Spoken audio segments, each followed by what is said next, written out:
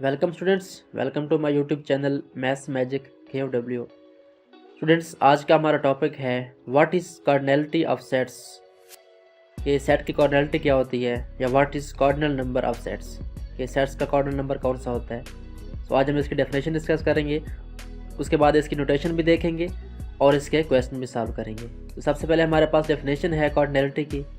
The number of elements in A set is called cardinal number और cardinality of sets. एक set के अंदर जितने भी डिफरेंट डिस्टिंक्ट एलिमेंट होते हैं उनकी जो तादाद है उसको हम क्या कहते हैं, कार्डिनल नंबर कहते हैं या कार्डिनलिटी ऑफ सेट्स कहते हैं। तो ये हमारे पास डेफिनेशन हो गई। उसके बाद हमारे पास इसकी नोटेशन है, हम इसको राइट कैसे करेंगे। तो चलिए हम कुछ क्वेश्चन सॉल्व करते हैं और उसके अंदर ही हम इसको राइट भी कर लेंगे। तो क्वेश्चन हमारे पास क्या आ सकता है, right the cardinality of following sets.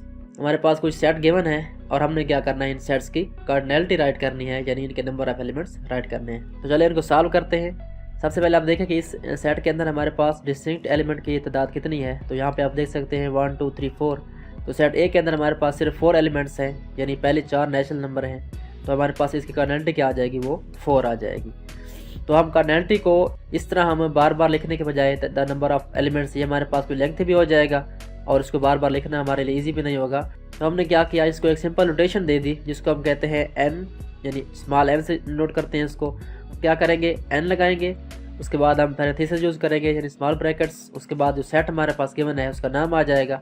हम सेट ए की कार्डिनलिटी राइट कर रहे हैं तो उसका नाम लिखेंगे, ब्रैकेट क्लोज कर देंगे, उसके बाद इक्वल, और उसके बाद हमारे पास जितने भी सेट के अंदर एलिमेंट्स हैं वो हम राइट कर देंगे। हमारे पास 4 हैं तो यहाँ पे क्या आ जाएगा, 4 आ जाएगा।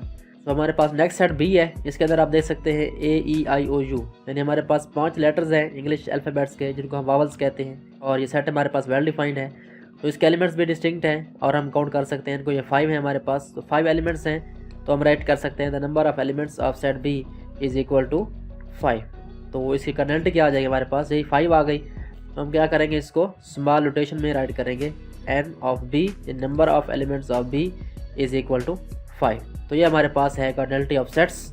इसमें आप सिंपल तरीके से सेट्स की कार्डिनलिटी को नोट कर सकते हैं। और याद रहे कि जो कार्डिनलिटी ऑफ सिंगलटन सेट है वो हमारे पास 1 होती है और कार्डिनलिटी ऑफ एम्प्टी सेट क्या होती है, 0 होती है। तो स्टूडेंट्स, ये था हमारा आज का topic, what is cardinality of set.